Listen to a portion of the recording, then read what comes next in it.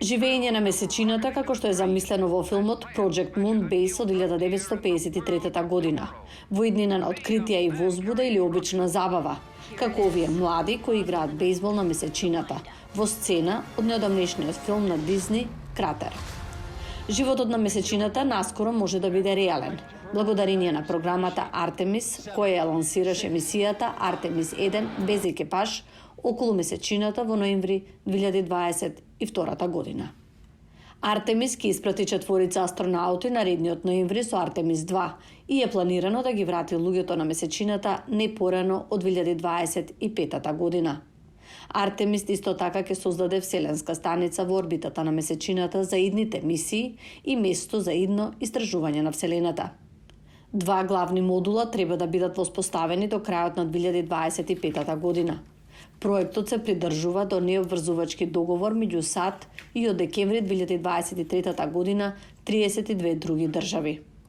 Договорите повикуваат на мирно истражување, взаемна помош и споделување научни податоци од вселената.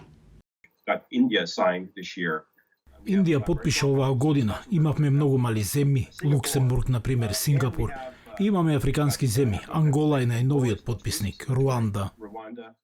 Други потписници ги вклучуваат Јапонија, Канада и 13 европски земји, но не Русија или Кина. Руски функционер го нарече договорот предводен од НАСА премногу насочен кон САД. Двете земји планираат да изградат своја заедничка станица за истражување на месечината.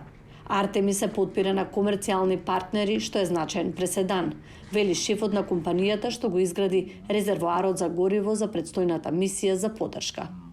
Джеймс Верц од Микрокосм вели дека приватниот сектор е клучен за еднината на месечината.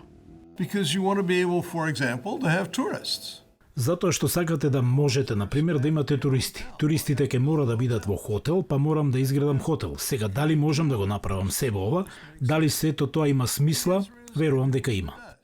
Тој вели дека ја имаме технологијата и дека лунарните ресурси вклучуваат замрзната вода и хелиум-3, за кои научниците велат дека би можеле да го забрзаат производството на енергија, кога ќе се развијат практични реактори за фузија.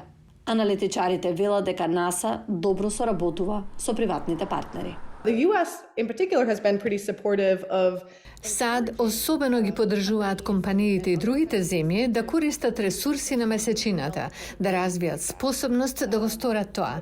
Дел од идејата е дека тоа помага да се направи патувањето во вселената подржливо, помага да се развијат овие нови технологии, да се придвижат тие работи напред.